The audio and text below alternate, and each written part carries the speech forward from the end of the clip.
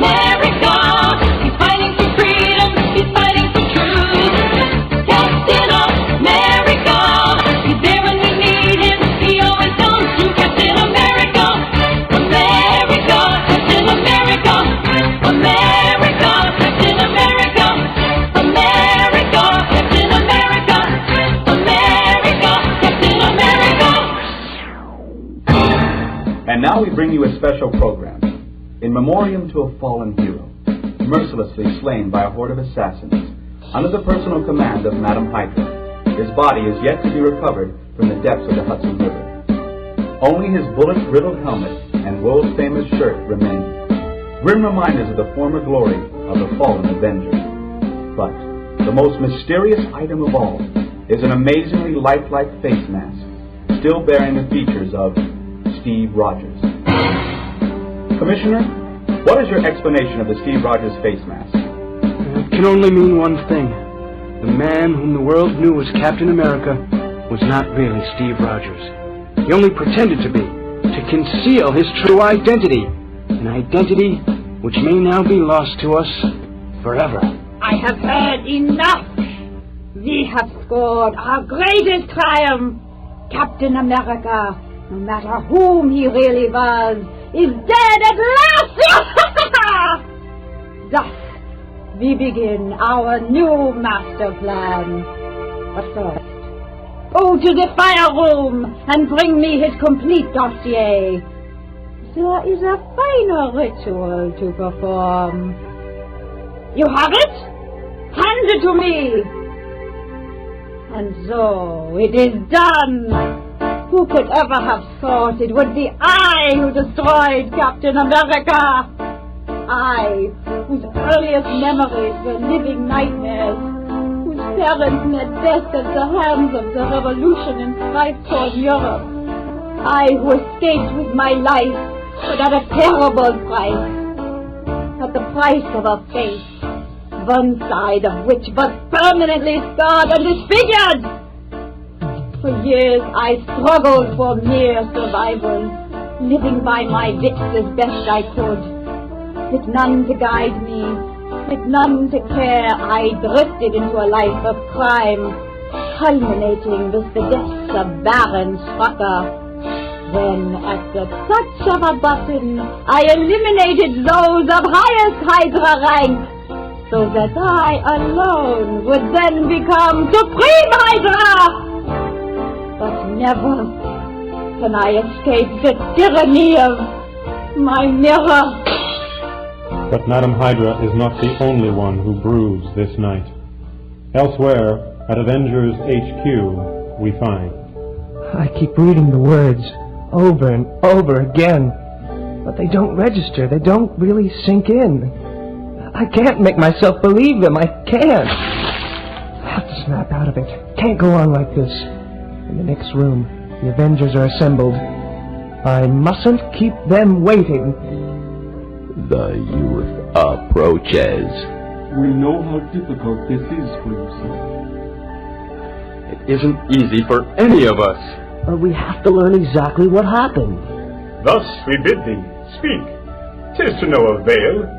Grief hath truly stilled his tongue. He's still in shock. We'll have to wait. It's all right, Thor. We understand. I still can't talk about it. I'm sorry, but I can't. Just one more thing. You have to call Nick Fury. It shall be done. Fury was probably his oldest friend. Steve used to tell me how they knew each other during the war. Then it is for Colonel Fury to deliver the final tribute. A short time later, within the austere confines of a midtown funeral parlor. Will you all please come this way? Among the mourners are the men he had fought with, and the girl who had won his heart. If only it were a dream. If only it weren't so brutally, so terribly real. The casket in front of you contains a dummy. 'Cause we never found Steve's body, but we weren't about to let that stop us from giving Cap this tribute. Anything we say is just to make us feel better. 'Cause Captain America doesn't need our praise. His whole life, and the way he lived it, was the greatest epitaph a guy could have. I'm not much at making speeches, but it doesn't matter. 'Cause there's nothing I can say that you don't already know. We're gonna miss you, Cap. Meanwhile, at the Avengers Mansion, there is another who misses Captain America. I gotta stop acting this way. I have to go to the chapel to say goodbye, no matter how much it may hurt. For long, torturous moments, the mighty Avengers and the director of S.H.I.E.L.D. stand motionless, each wrapped up in his own sober thoughts.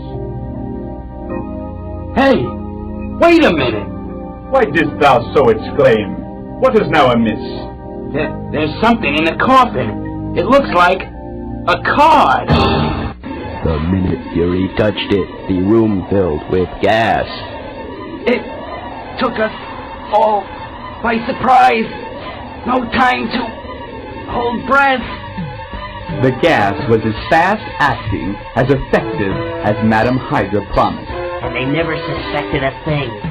Quickly now, back into our Hydra garb. Phase 1 has proceeded perfectly, madam. Now prepare for Phase 2! Hail, Hydra! Immortal Hydra! We shall never be destroyed! Cut off a limb, and 2 more shall take its place! Not only have we destroyed Captain America, but the Avengers as well! Meanwhile, outside... That's funny. Everything's locked up. But it doesn't make sense. The Avengers said they'd be here most of the night till the funeral tomorrow. Hey, what's that? Hydra. Loading those bins into waiting cars. I don't know what it means, but I know I've got to follow them. Slowly, silently, the grim motorized caravan makes its way through the fog-shrouded streets until... Keep going. The gates are open. They've stopped. This is my chance to take cover. But what if the Avengers are in those bins? I can't afford to wait any longer. You'll wait, unless you want to get it right now. Suddenly the scene is shattered by a nerve-searing roar of defiance as a dozen Hydra killers whirl about to see a high-powered motorcycle leaping from the crest of a hill. And as the thundering machine splays the marble and granite of battered tombstones in its path, a sinewy red, white, and blue thunderbolt on a mission of vengeance smashes into their midst. Captain America lives! Don't just stand there, boy! Move! Cap, it's you! You're alive! He tricked us somehow, but now he will die for certain. Guess again, creep! After them! Nothing must stop us now! In the name of Hydra, they must be destroyed! A man can be destroyed. A team or an army can be destroyed. But how do you destroy an ideal, a dream? How do you destroy a living symbol, or his indomitable will, his unquenchable spirit? Perhaps these are the thoughts which thunder within the murderous minds of those who have chosen the way of Hydra, of those who face the fighting fury of freedom's most fearless champion, the gallant, red, white, and blue garbed figure who has been a towering source of inspiration to liberty lovers everywhere. How can the fearsome forces of evil ever hope to destroy the unconquerable Captain America? Rick, grab a pistol. I'll hold them off while you do it, boy. Everything depends on the next few seconds. There, on the ground, get it! Something in mind, and I'm not gonna fail him no matter what. I won't let him down. Now stand there with it pointed this way. No matter what happens, hold your ground. I'm coming towards you now. They should be behind me, all bunched together just as I planned. Now, aim at the gas tank of my fallen cycle. It's filled with a special explosive fuel. As soon as they're near it, fire! Gotcha, Cap. Now there's no one left but Madam Hydra. But she can keep. We've got to check on the Avengers. Luckily they're all right. They'll be coming to in minutes. Cap, behind you, right near that crypt. Watch it! She's up to something. I failed. I've lost everything. And now, according to the code of Hydra, my own life must be forfeit. It is only fitting. It is only right. But I can still make amends. Still save myself by destroying our greatest enemies! Panther missiles coming right at us. They're guided by the heat of our bodies. Fall in here, fast! They'll rocket over our heads and detonate themselves against the crypt before they can change direction. Call it destiny, or the wondrous workings of fate, or merely another of life's inexplicable ironies. Call it what you will. But in a matter of split seconds, she who had been Madam Hydra reaped the grim harvest she had so mercilessly sown. It's over, Cap. You've beaten them. We've won. The battle is never ended, Rick. There will be others to take her place. But what about you? I saw the Hydra bullets hit you when you dove into the river. It's what I wanted them to see. I had to make them think Steve Rogers was dead.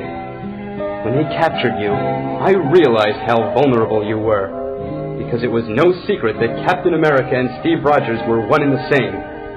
The only way to stop us from always being sitting ducks was to convince the world that Captain America is not Steve Rogers. That's the reason I inflated a rubberized figure dressed in my own helmet and shirt. It was that figure wearing the Steve Rogers face mask which you saw fired upon in Hit. And now, though the world will realize that Captain America still lives, none can be sure who is the man beneath the mask. And so, Captain America has a secret identity once more.